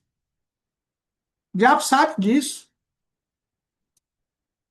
Então, ele, diabo, né, também oferece a chance de exercerem poder e domínio neste mundo. Pode não ser presidente ou rei de uma nação, mas poder sobre pessoas. E a gente tem visto isso no meio evangélico. Né? Líderes, né, não vou dizer pastores, mas que exercem poder e domínio sobre suas ovelhas. Me celebrem, me ovacionem, né, aplaudam, né? Agora, um detalhe, né, que eu quis colocar aí, né? É um poder relativo. É um domínio relativo. Porque nós vimos lá, o próprio Cristo falou que o príncipe deste mundo é Satanás. Então, o diabo pode até oferecer às pessoas, você vai ter poder, você vai ter domínio relativo, submetido a ele, porque ele é o príncipe deste mundo. Se a gente volta, como eu falei, né, toda tentação ela está enquadrada em pelo menos uma dessas classificações, entre aspas, de João, mas às vezes tem mais de uma. Quando Satanás diz, tudo isso te darei, se prostrado me adorares, a glória deste mundo, eu vou te dar. Você só precisa me adorar. Quem continuava sendo o príncipe desse mundo? Satanás, porque aquele que detinha as glórias do mundo, que seria Cristo, adorava Satanás. Adoraria Satanás.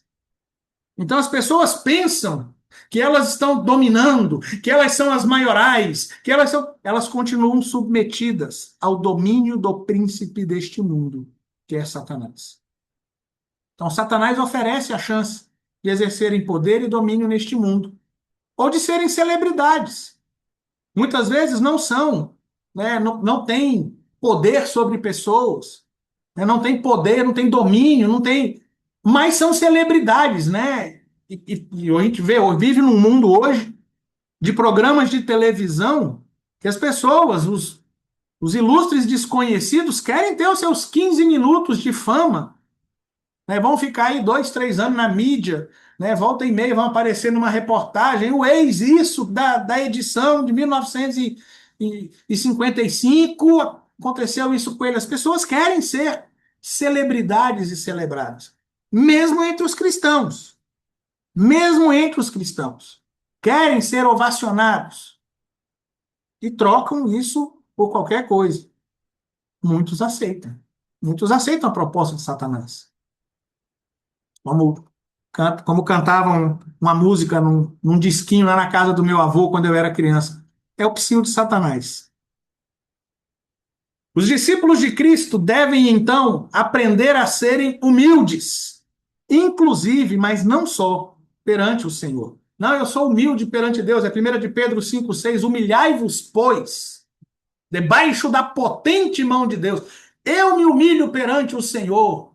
Então, se humilhe perante seu irmão também. Vamos lá em Romanos 12,16.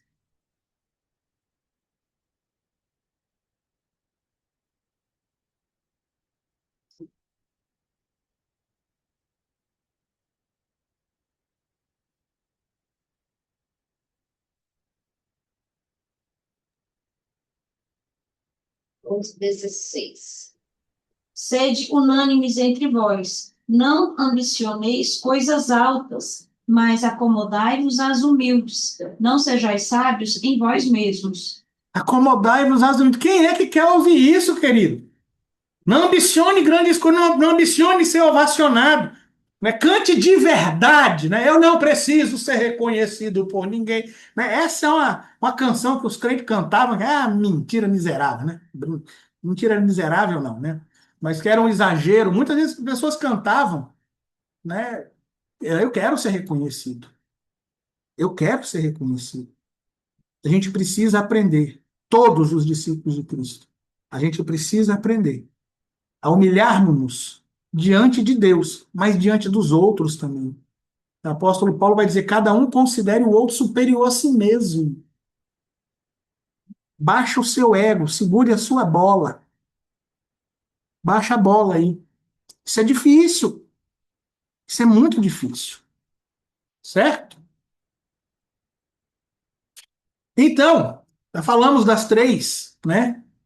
O que derrubou a humanidade no Éden, Eva cedeu, concupiscência da carne, concupiscência dos olhos, soberba da vida. Eva cedeu, derrubou a humanidade lá, foi vencido por Cristo no deserto. O diabo tentou, concupiscência da carne, concupiscência dos olhos, soberba da vida. Cristo não caiu. Então, que derrubou a humanidade no Éden foi vencido por Cristo no deserto, mas continua sendo o mesmo campo de batalha no coração humano. É aí que o diabo te tenta, conforme a sua concupiscência. Seja ela da carne, dos olhos, da soberba da vida e a específica nisso. Mas essas são as três artimanhas do diabo. Ok? Então, você já viu o que são as tentações, você já viu como o diabo trabalha, como é que a gente vence as tentações. Nada novo também. Uma vez que na vida do discípulo de Cristo as tentações são inevitáveis, ele precisa aprender a lidar com elas. Caso contrário, sua santidade e comunhão com Deus serão negativa e gravemente afetadas. Você vai ser tentado, querido. Em todo o tempo, todo dia, você vai ser tentado. Não tem como fugir de ser tentado. Então aprenda a lidar com as tentações, vencê-las, né? E analisando os ensinos bíblicos, a responsabilidade de evitar a queda pelas tentações é humana. Não cabe ao Senhor. Nós falamos isso na semana passada, né? Não nos deixe cair em tentação. Nós vimos o que isso quer dizer. E não é isso. Se eu cair na tentação é porque Jesus deixou. Não é isso. A responsabilidade é sua. A responsabilidade é sua. Há pelo menos 4 atitudes que o discípulo de Cristo deve tomar. Na verdade, há muitas mais. Tá? Eu citei 4 aqui, que são as 4 mais básicas, que você conhece também. Vou falar nada novo. Mas há muitas outras. Mas pelo menos 4 atitudes que você deve tomar. Primeira, vigilância. Como eu disse, eu não vou falar nada novo. Mas eu vou te chamar a responsabilidade para algumas coisas. Vigilância. Uma vez que a tentação está ligada à nossa própria concupiscência, Tiago 1,14 diz isso, cada um é tentado quando é atraído, engodado pela sua própria concupiscência.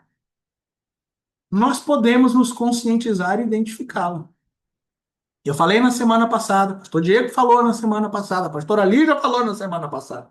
Cada um de nós tem um ponto fraco. Você sabe qual é o seu. Talvez você não saiba o meu, mas você sabe qual é o seu. Você sabe, querido. Ah, não, eu não... Sabe sim. Você sabe qual é o seu ponto fraco. Está consciente disso? Identificou isso? Reforce isso. Reforce isso. Novamente, vale o dito pelo Senhor em Mateus 26:41 sobre a vigilância. Vamos lá.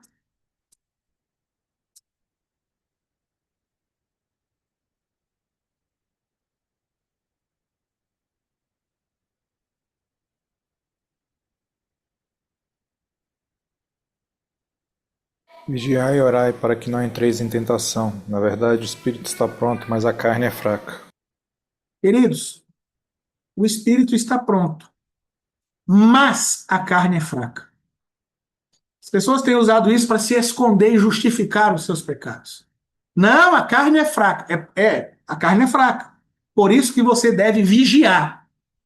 E não se esconder, não usar isso como desculpa. Você sabe que a sua carne é fraca em determinado ponto, vigia.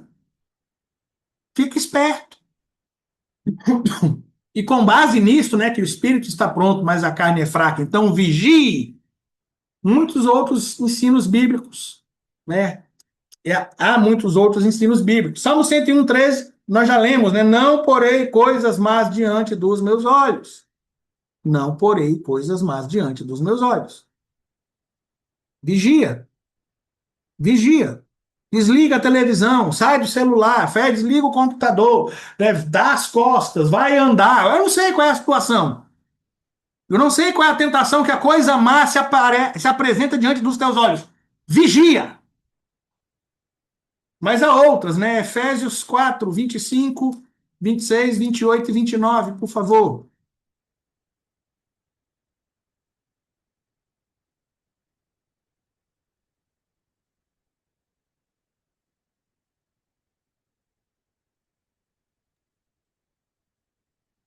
Diz assim, Efésios 4:25. Por isso deixai a mentira e falai a verdade, cada um com o seu próximo, porque somos membros uns dos outros. Irai-vos e não pequeis. Não se ponha o sol sobre a vossa ira. 28. Aquele que furtava, não furte mais, antes trabalhe, fazendo com as mãos o que é bom, para que tenha o que repartir com o que tiver necessidade. Não saia da vossa boca nenhuma palavra torpe, mas só a que for boa para promover a edificação, para que dê graça aos que a ouvem. Querido, se a sua concupiscência é a mentira, vigia. A hora que você vem aquela vontade de... Eu vou contar aquela história cabeluda. Não, não, não, não, não, não vou não. Eu vou ficar calado. Hoje eu vou ficar calado, não vou falar. Né? Você é uma pessoa explosiva, saia de perto. A hora que alguém tiver... Saia de perto. Oh, desculpa, eu vou sair para não brigar, para eu não explodir. Isso até dentro do casamento. Ó, vamos tratar disso agora, não, senão eu vou explodir. Estou ficando com raiva. 28, naquele que furtava. Se você é cleptomaníaco, né, saia de perto. Tá lá o item dando sopa, saia de perto. Chame alguém, converse com alguém. Né? É muito importante nessas horas aqui né, você ter a confiança do cônjuge. Entra aí. É muito importante aí. Olha, meu bem, meu amor, minha mulher, meu marido, sei lá. Olha só, a minha fraqueza é essa. Me ajude aqui. Se você tem problema de roubar, né, não me deixe sozinho com itens, né, numa sala com itens caros. Se você vir que eu estou começando a contar a mentira, né, me dá um toque. Olha, né, se você... Não deixa eu ficar sozinho com a secretina, com a sirigaita. Me tira. né? Me chama atenção, ou nem, não deixa nem eu tratar com ela. É aí que né, o texto de Eclesiastes fala melhor serem dois do que um, porque se um cair, o outro levanta. Na verdade, ele pode dizer que neste caso, não estou fazendo do texto bíblico, mas até impede de cair. Me ajuda nisso, né? Você é a pessoa que fala o que não deve, né? Se controle, né? Vai lavar a boca com sabão, como diz o povo. Não saia da vossa boca. Vigia. Vigia. As más conversações corrompem os bons costumes. Com quem você está conversando? Você está conversando com um papagaio que só fala palavrão? Você só vai falar palavrão também. Certo? Vigia. Apesar de que a vigilância é negligenciada por um grande número de cristãos, é ela que protege de cair nas ciladas do maligno. Essa aqui é uma verdade muito triste. Muitos cristãos preferem se dedicar, entre aspas, à leitura bíblica e à oração como os melhores remédios para fugir da tentação. Não estou dizendo, e na verdade são os dois próximos itens para vencer as tentações, é leitura bíblica e oração. Mas, querido, você precisa vigiar. Não negligencie a vigilância. Não negligencie a vigilância. Não, isso aí não, eu não tenho orado bastante, então minha mente está purificada, eu não preciso. Não é isso, vigia. Ok? Não negligencie a vigilância. Ok? Segunda maneira de vencer as tentações, como eu falei, oração. Né? O ensino de Cristo, de Mateus 26:41, cita também a oração. Vigiai e orai. E como eu costumo dizer, a ordem na Bíblia é importante. Jesus não falou orai e vigiai. Vigiai e orai. Vigia. Ore de olho aberto. Né? Aqui falando muitas vezes figuradamente, mas muitas vezes até literalmente. Muitas vezes a gente tem que orar de olho aberto, vigiando mesmo certas situações, certas coisas. Então, ore também. E segundo a recomendação do apóstolo Paulo, em 1 Tessalonicenses 5,17, orai sem cessar. Cultivar uma vida de oração é indispensável ao discípulo de Cristo. Querido, não é uma oração no final do dia, ou no início do dia, ou na hora do almoço. É uma vida de oração. Quando nós falamos de oração, não estamos falando apenas daquela oração que você faz, né, para o almoço, ou quando você acorda, ou antes de dormir. Uma vida de oração, estar em comunhão com Deus o tempo todo, falando com Deus o tempo todo, pedindo socorro ao Senhor, né, como nós lemos no Salmo 119, afasta meu olho da vaidade, Senhor, não deixa que aquilo entre aqui não. É estar sempre conversando com Deus. Ou seja, não é só orar quando tentado. Ai, Senhor, agora, ai meu Deus, segura minha mão. Jesus, Pai, segura minha mão, eu vou roubar, eu vou roubar. Não é só agora, não. Agora você tem que fazer outra coisa. É antes, é durante, Senhor. Né? Como nós falamos em Mateus capítulo 6, não nos deixe cair em tentação. Não me deixe ser tentado além do que eu possa suportar. Não deixe que as provações venham de uma forma que eu esteja fraco. Fortalece a minha vida para os momentos da tentação. É antes de ser tentado. Não, é viver em espírito de oração. Estar com a mente constantemente ligada a Deus. Pensando nas coisas que são de cima, como diz o apóstolo Paulo em Colossenses 3:2. E ocupando corretamente o nosso pensamento. Filipenses 4:8. Conhecidíssimo. Mas vamos lá.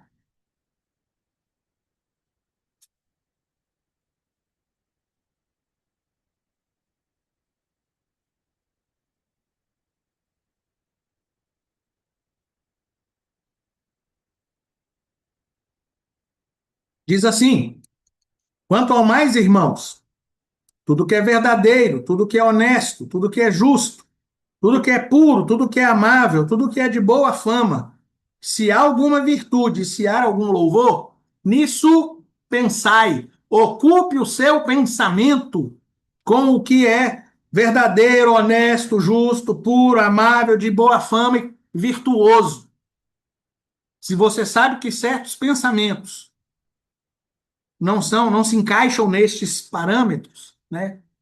Tire-os da sua mente. Ore, Senhor, né? Você orar com a mente, você ocupa a mente com oração. Você tira os pensamentos intrusivos e ora com a mente, ocupa a mente com o que é espiritual. Ok? Terceira ferramenta para vencer as tentações, né? Leitura e estudo da Bíblia, estudo da palavra de Deus. Jesus respondeu todas as tentações do diabo, né, usando as escrituras sagradas. Todas. Está escrito. E quando o diabo falou, por que está escrito? Ele falou, também está escrito. Não é só o que você está falando, não. Tem mais coisa escrita. Então, Jesus conhecia a Bíblia. Jesus venceu a tentação com a Bíblia. A identificação feita pelo apóstolo Paulo da palavra de Deus como a espada do Espírito, na armadura de Deus, né, tomando também a armadura do Espírito, ensina que ela é uma arma tanto ofensiva quanto defensiva. Uma espada, ela é uma arma ofensiva, mas ela é uma arma defensiva, né? É o toucher, mas ela também protege, né? E Jesus utilizou assim. O diabo veio com a tentação e Jesus se defendeu. Com a Bíblia está escrito. Também está escrito. E por fim ele estocou, vai-te, Satanás, porque está escrito. Palavra de Deus é arma defensiva e arma ofensiva. Conheça, saiba usar, maneje bem a palavra de Deus. Maneje bem para usá-la, para se defender das tentações. O salmista frisa a importância da palavra de Deus na vitória sobre as tentações. São dois textos extremamente conhecidos, mas vamos lá, Salmo 119, 9 e 11.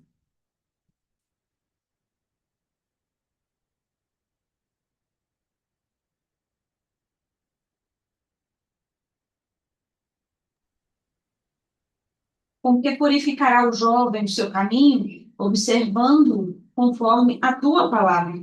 Escondi a tua palavra no meu coração para eu não pecar contra ti. Para não pecar contra o Senhor, você faz o quê? Esconde a palavra no coração. Como é que eu purifico o meu caminho? Observando conforme a palavra do Senhor. Então você precisa ter a palavra do Senhor na mão, né? No caso, vou pegar aqui a minha que está aqui, na mão e no coração. É assim que você vence tentação. É assim que você purifica o seu caminho. É assim que você evita pecar. Né? Nós cantamos o hino 75. Evita o pecado. É assim que você evita pecar. E segundo o ensino do Salmo 1º, leitura e estudo bíblico são basilares na luta contra as tentações. Bem-aventurado o varão que não anda segundo o conselho dos ímpios, não se detém no caminho dos pecadores, não se assenta na roda dos escarnecedores. Antes tem o seu prazer na lei do Senhor.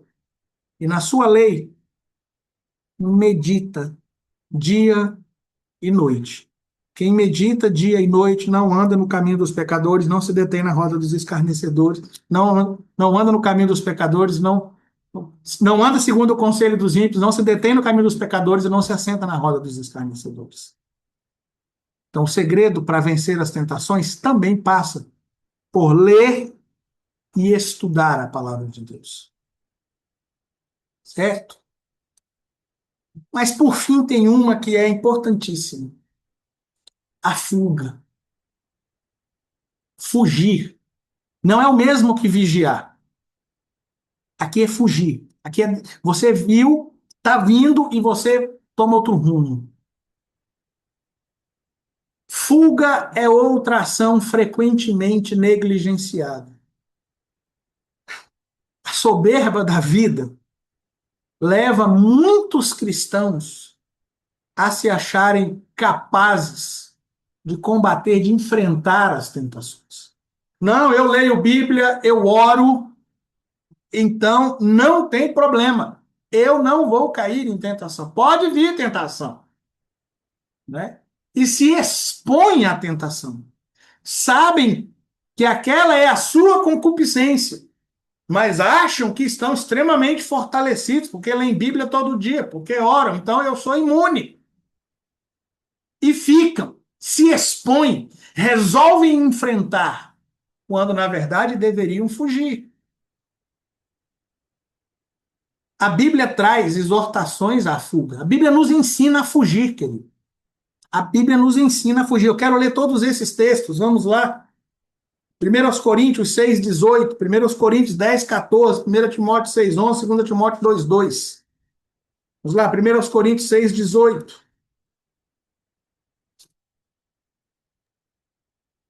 Fugir da, fugir da fornicação. Todo pecado que o homem comete é fora do corpo, mas o que fornica peca contra o seu próprio corpo. Fugir da fornicação. Não tente encarar a impureza, não, querido. Não tente, não, deixa.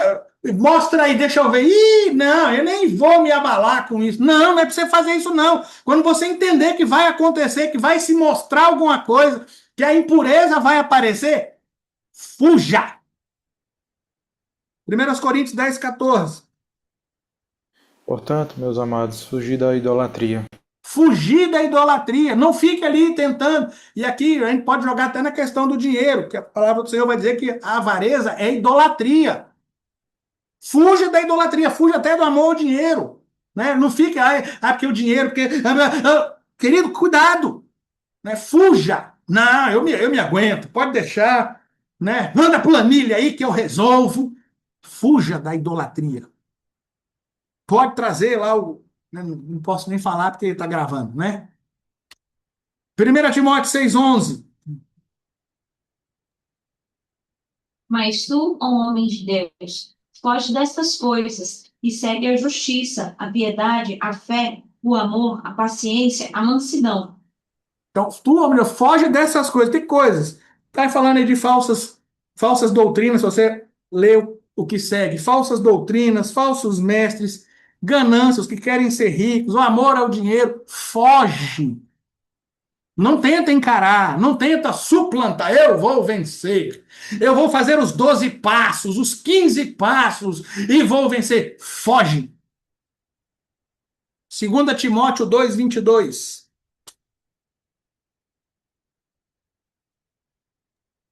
Foge também das paixões da mocidade e segue a justiça, a fé, o amor e a paz com os que com o coração puro invocam o Senhor. Paixões da mocidade, aqui tem várias, né? Inclusive as sexuais. Foge. Então a Bíblia nos ensina assim, queridos, muitas vezes a fugir. Aí tem o texto de 1 Tessalonicenses 22, né? Que é na ACF é abstende-vos de toda a aparência do mal. Na Arca ele diz fugir da aparência do mal, né? É a mesma, a ideia é a mesma. O termo fugir não aparece na ACF. Foge, foge. Ou seja, a Bíblia mostra, né? A Bíblia mostra que muitas vezes a vitória não está em resistir encarando, mas em fugir. Você quer vencer a sua concupiscência? Não é você, eu sou, né, o leão e vou vencer, né? Melhor ser cão vivo do que leão morto, a Bíblia diz. Se você sabe que tal situação te leva ao pecado, não se exponha, fuja, dê as costas e vá embora. O grande exemplo é a fuga de José após a proposta de mulher de Potifar. Quando eu estava preparando o estudo, teve um comentarista que fez um paralelo nessa questão de fuga entre José e Sansão, e é algo, né, profundíssimo. José fugiu, Sansão tentou encarar, Sansão se deixou levar. História de Dalila, né? Sansão tentou encarar, não, eu nunca vou falar para ela em que consiste a minha força. Ficou arrumando umas desculpinhas. Ele foi encarar a fraqueza dele. A primeira mulher de Sansão já o tinha enganado. Como você me diz que me ama e não fala? Era uma concupiscência, era uma fraqueza de Sansão. E ele resolveu encarar com Dalila. Não, é aqui. Essa aqui, é agora não, essa não me vence, não. Amarra lá 7 tranças, paga uma corda, uma teia nova. Ele resolveu encarar. José resolveu fugir. Largou a roupa na mão da mulher e fugiu nu. Inicialmente, A fuga lhe trouxe problemas. José foi para a cadeia. Não, não foi julgado e condenado, não. Ele foi condenado e ponto. Mas anos mais tarde, ele foi honrado por Deus por sua fidelidade. A honra de José diante de Deus começou ali, naquele momento em que ele fugiu daquela mulher. Pegando o texto de Hebreus e aplicando, ele escolheu, por um momento, por alguns anos, ser maltratado do que ter o gozo do pecado por alguns minutos. Se ele tivesse cedido, teria tido um momento de prazer, mas seria para sempre um escravo, na melhor das hipóteses. Porque ele poderia dormir com a mulher de Potifar e ela, né, cobra do jeito que ela podia depois tê-lo acusado de estupro, ela podia depois ter, né, queimado o arquivo, mata. Então, na melhor das hipóteses, ele teria dormido com ela e sido escravo o resto da vida.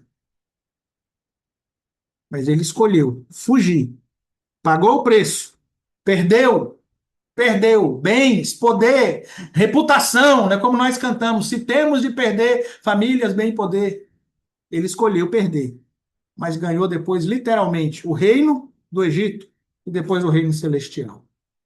Então, fuga, que muitas vezes não é feita fisicamente, não é você sair correndo, muitas vezes não é você sair correndo, mas por meio da destruição de um bem, né, pegar aqui o filme, né, do Fireproof, a prova de fogo, ele fugiu, ele quebrou o computador, né, o ator lá, na história, o personagem, ele quebrou o computador, ele fugiu, né, a destruição de um bem, por meio de uma ação, vou fazer isso e, né, por meio da omissão, não vou fazer isso e estou fugindo do pecado.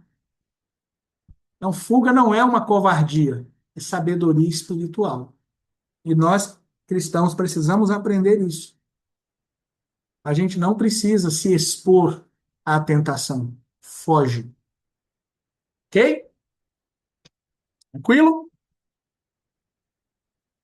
Então, encerrando, concluindo,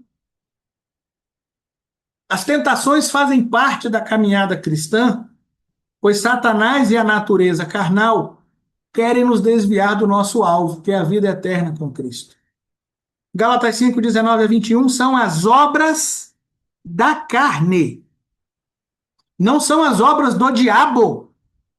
Não é ali porque as ações do diabo são prostituição e por... Não, as obras da carne. Você, como um ser humano, nascido em pecado, concebido em pecado, em quem a carne luta contra o espírito e um ao outro, né, se opõe, em você, obras como adultério, prostituição, impureza, lascívia, feitiçaria, idolatria, inimizades, porfias, emulações, iras, pelejas, dissensões, heresias, invejas, homicídios, bebedices e glutonarias e coisas semelhantes a essas. Se você está na dúvida, né, nós temos essa musiquinha também para ser decorada.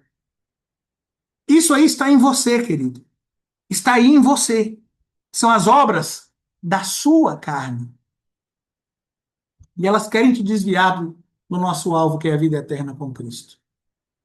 Mas o fato de tentações serem naturais na vida do discípulo de Cristo não os libera para cederem a elas. Não é porque a carne é fraca que você está liberado para pecar, não. É porque a carne é fraca que você precisa vigiar e orar. É esse o sentido desse verso, não uma desculpa. A carne é fraca, cair. Não, se a carne é fraca, você sabe qual é a sua concupiscência. Vigia e ora. E foge. O desenvolvimento da estrutura que os manterá firmes, você e eu, a estrutura que vai nos manter firmes, estrutura espiritual, estrutura emocional até, né, que nos manterá firmes em meio às tentações, envolve se fortalecer diariamente, não é uma vez por semana, uma vez por mês. Diariamente se fortaleça por meio da palavra de Deus e da oração. Se fortaleça. Mas também domine, né? Procure dominar ou fugir dos seus desejos. O fruto do Espírito é amor, gozo, paz, longanimidade, benignidade, bondade, fé, mansidão e temperança ou domínio próprio. É fruto do Espírito. Cultive a relação com o Espírito Santo. Ninguém cultiva fruto, você cultiva árvore. Cultive a relação com o Espírito Santo, que o fruto do Espírito vem, o domínio próprio, que te leva a fugir dos seus desejos, dominar os seus desejos, seus pensamentos, seu ego.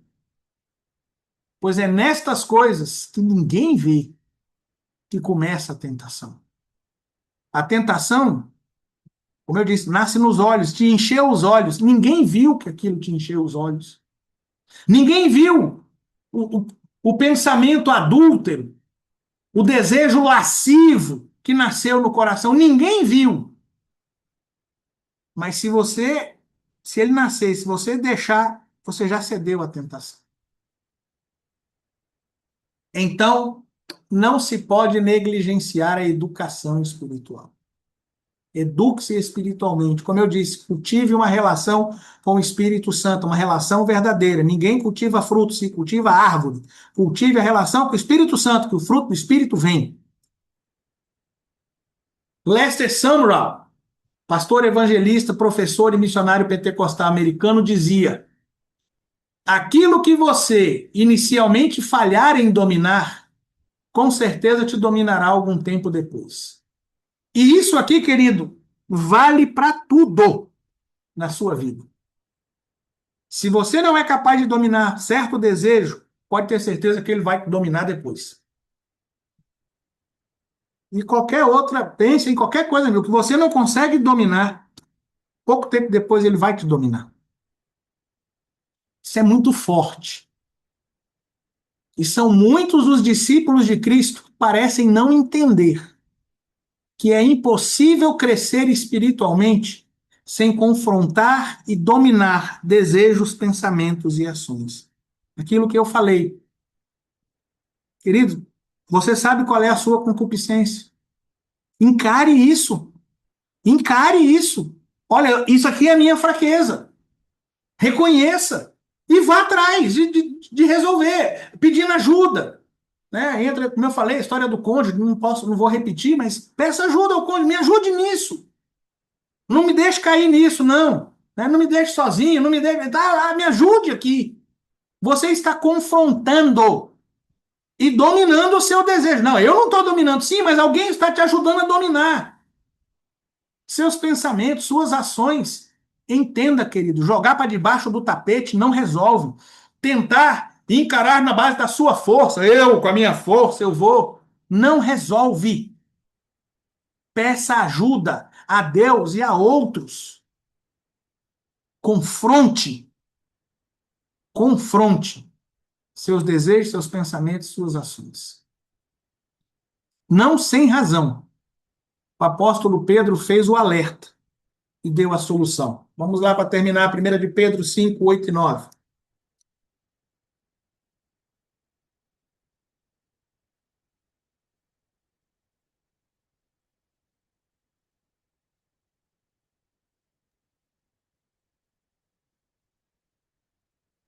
Sede sóbrios, vigiai, porque o diabo, vosso adversário, anda em derredor, como um leão bramando, buscando a quem possa tragar, a qual resistir firmes na fé, sabendo que as mesmas aflições se cumprem entre os vossos irmãos no mundo.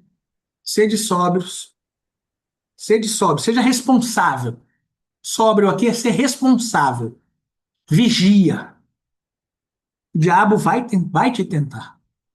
Vença pela fé. Resista na fé. Amém, queridos? Alguma dúvida, pergunta ou comentário?